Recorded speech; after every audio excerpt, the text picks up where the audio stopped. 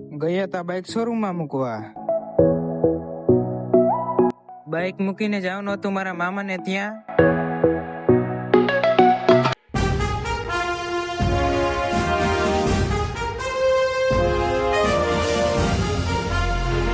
લાયા તા નવું વોશિંગ મશીન.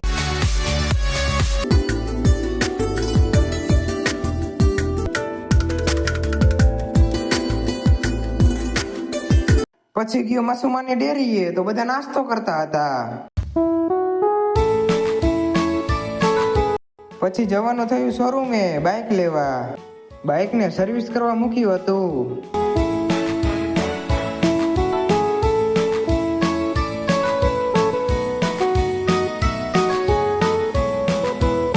બાઇક શોરૂમ માંથી બહાર કાઢી લીધું. આ ભાઈએ પણ નવું સ્પ્લેન્ડર લીધું હતું.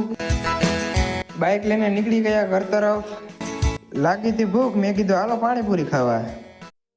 ખાધી પાણીપુરી અને નીકળી ગયા ઘર તરફ. પછી ફોડ્યો ફટાકડો. ના